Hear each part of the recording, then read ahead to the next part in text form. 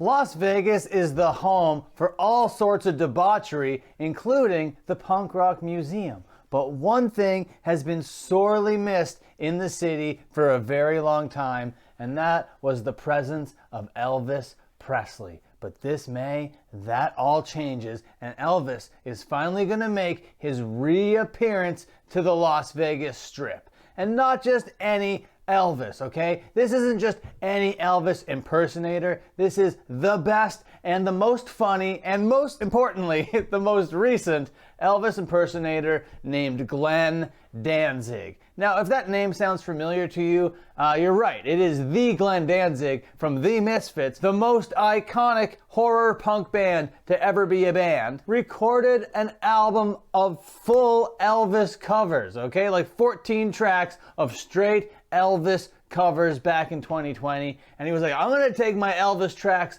on the road, but the COVID pandemic had a whole bunch of different plans. But now, Glenn Danzig finally gets to take his Elvis act to Las Vegas so it can live out its logical conclusion, dying by being a bloated cokehead in Vegas. Hey ladies, how's it going? It's your friendly neighborhood gatekeeper Dan Frampton here, and that's not the only thing that Glenn Danzig is getting up to this summer. He's coming back for 3 iconic shows with the original lineup of the Misfits. That's how they're billing it. The original Misfits, all of them. First, we gotta talk about that Glenn Danzig Elvis album, okay? Now, back in 2020, of course I listened to this because I couldn't believe that Danzig was out here doing Elvis songs. Because it's widely been known that he kind of copied Elvis for his vocal style for the Misfits, so I never thought that he would have the audacity to come out and just do straight Elvis song. But he did, and the first song he did was Is It Strange? And yes it is, Glenn Danzig, it is strange right away. And then we trudge on to One Night, and it is just so funny hearing him try to reach these notes that he could never sing for the life of him. And it's during this track where I'm like, I don't know if whoever mixed and engineered this thing knew what they were doing. And then we get into Lonely Blue Boy, where it's just like this palm muted guitar, as simple as possible, and that's the whole song. It's just a palm muted guitar ballad. And then next up is another ballad. Why are you doing back-to-back ballads? You're gonna bore the hell out of everybody watching this. If this is the sequence that Danzig plays this live, oh my god, that would just be a huge mistake. What a snore as we finally get into Baby Let's Play House, where we get this very typical Elvis Presley rockabilly thing. It's just so sloppy. I'm happy that we're upbeat now. We're finally rocking and rolling a little bit, but it just sounds so empty. You could have recorded a couple more guitar tracks and maybe layered them and maybe filled it out a little bit, but that is not what happened here. Everything is feeling like so far away or way too close and inside of a gigantic room of mostly nothingness. And then we move on to Love Me. Guess what? Another boring ballad, putting everyone to sleep, Danzig. He's doing like this vocal twang thing that he can't do, and it's very funny to try and like force this out of himself.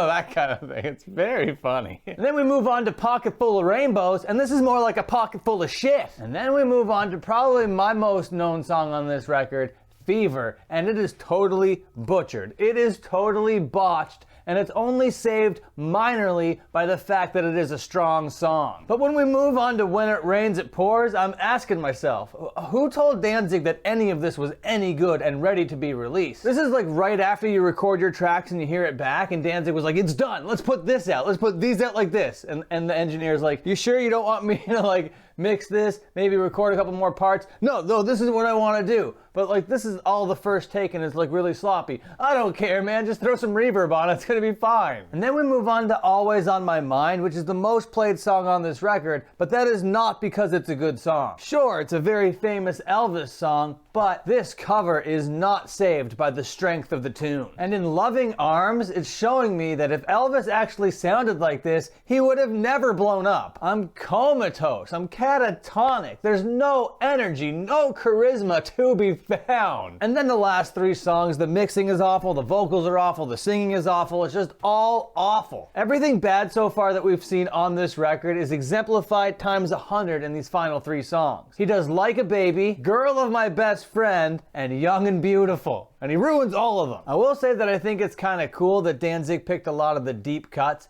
But maybe it would have been a more accessible record had he done the hits. And if he did the hits, maybe his poor execution of them would have just added this like cute little charm to them, you know? Like you got some Jailhouse Rock and Blue Suede Shoes, you know, those kinds of Elvis songs, but done by Danzig, chef's kiss. And that brings me to a point. If anybody else did these songs like this, it would be straight up bad. But because it's Glenn Danzig that did it, it's hilarious. It is actually gut busting from beginning to end. You'll be slapping your knee raw. And he's had 2 years to ruminate with the awfulness of this record. He must have heard by now that it sucks. He must have read the reviews. Somebody in his circle must have told him that this stuff is bad. But no, he's taking it, like I said at the beginning of the video, to Vegas, and he's gonna do all those awful Elvis interpretations at the Tropicana in Las Vegas on Friday, May 12th. Lord have mercy. Just look at this shot over here. This is gonna be the Elvis impersonator hitting the Las Vegas Strip.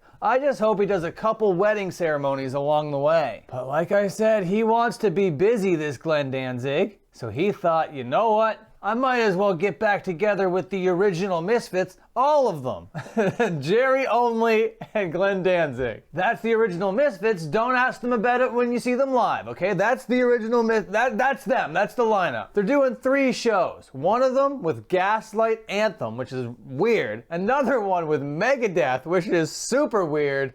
And then another one with Fear, which is absolutely mind-blowing, bonkers, bazooka weird. So from May to July, nobody is safe. Glenn Danzig is gonna tear a hole through this whole country. The Glenn Danzig Elvis Misfits Revival Tour of 2023. Are you gonna be getting your tickets? Let me know down there in the comments. And also, I started a wrestling channel, okay? So you gotta go over to that wrestling channel and run up those 2 videos that I posted so the algorithm thinks that they got fire on their hands, okay? I'm gonna leave a little link down there in the pinned comment or description. I'm also gonna leave a little button that you can click at the end of this video, which is happening right now.